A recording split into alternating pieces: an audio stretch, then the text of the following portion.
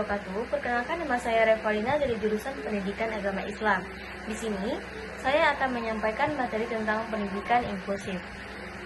Pendidikan inklusif merupakan pendekatan dalam sistem pendidikan yang memberikan kesempatan kepada semua peserta didik untuk belajar bersama tanpa adanya diskriminasi, baik berdasarkan kondisi fisik, intelektual, sosial, ekonomi, budaya, maupun latar belakang lainnya.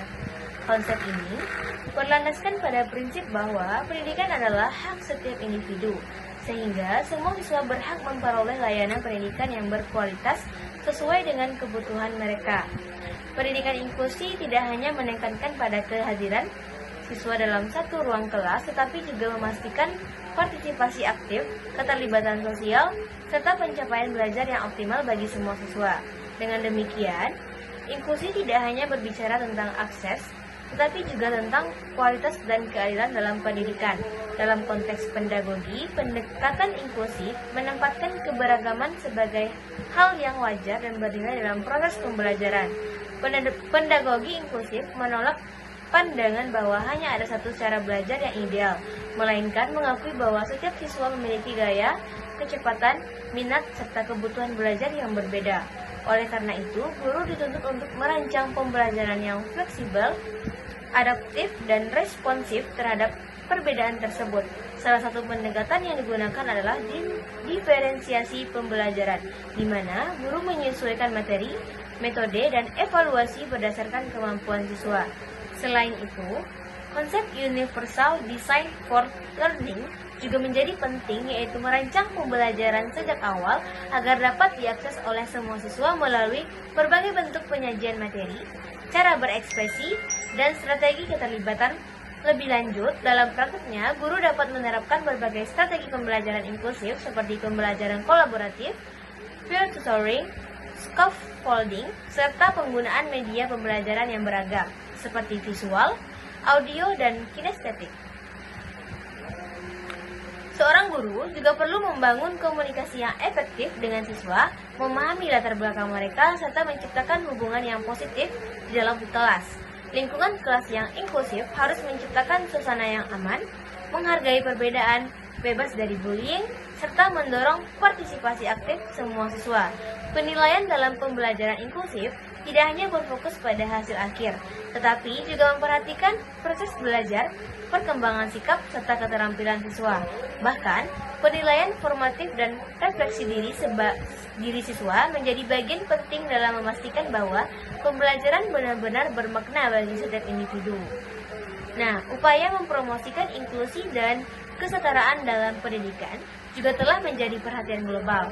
Kesetaraan dalam pendidikan tidak berarti memberikan perlakuan yang sama kepada semua siswa, tetapi memberikan perlakuan yang adil sesuai dengan kebutuhan masing-masing individu. Dalam hal ini, konsep keadilan lebih diutamakan dibandingkan kesetaraan.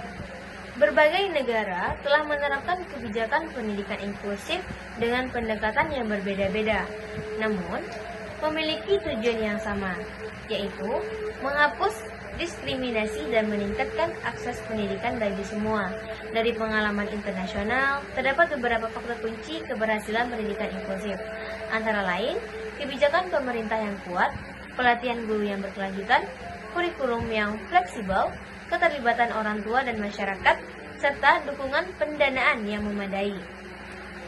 Selain itu, kolaborasi antara berbagai pihak menjadi faktor penting dalam keberhasilan pendidikan inklusif.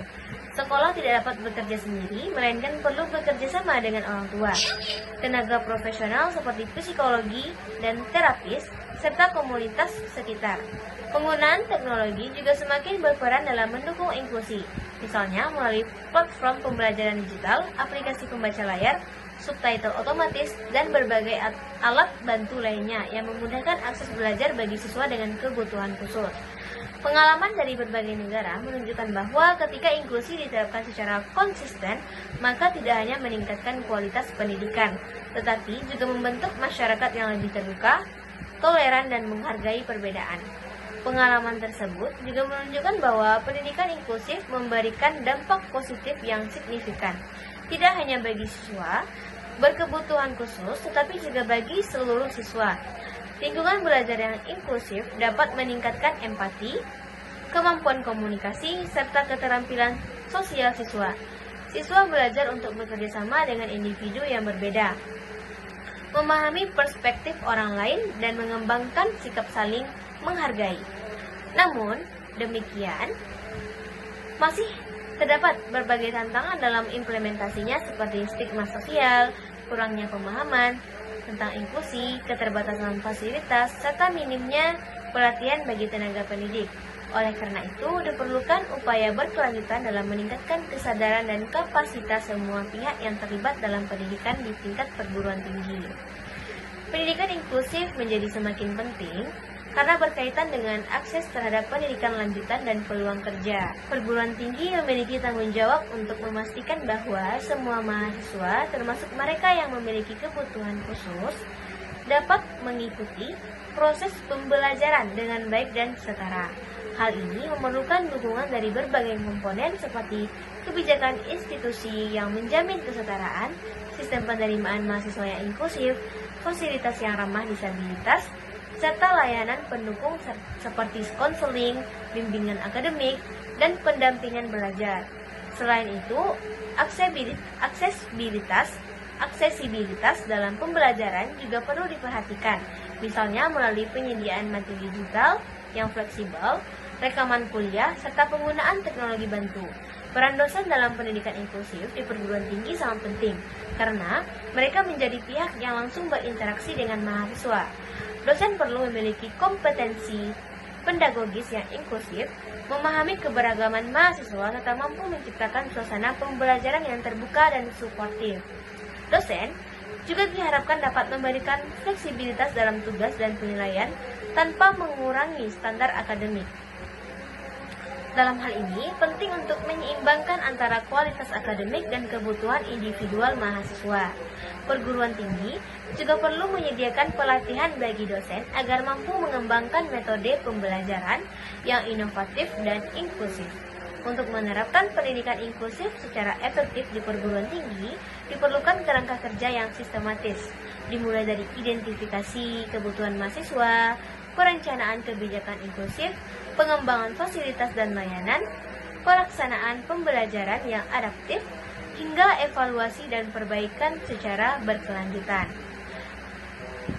Monitoring dan evaluasi menjadi langkah penting untuk memastikan bahwa kebijakan yang diterapkan benar-benar efektif dan memberikan dampak positif. Selain itu, budaya kampus yang inklusif juga harus dibangun, di mana setiap individu merasa diterima, dihargai, dan memiliki kesempatan yang sama untuk berkembang. Secara keseluruhan, pendidikan inklusi merupakan upaya sistematis untuk menciptakan sistem pendidikan yang adil, merata, dan berkualitas bagi semua. Keberhasilan implementasinya sangat bergantung pada komitmen semua pihak, mulai dari pemerintah, institusi pendidikan, guru atau dosen, hingga masyarakat luas. Pendidikan inklusif bukan hanya tentang kebijakan, tetapi juga tentang perubahan pola pikir dan sikap terhadap keberagaman.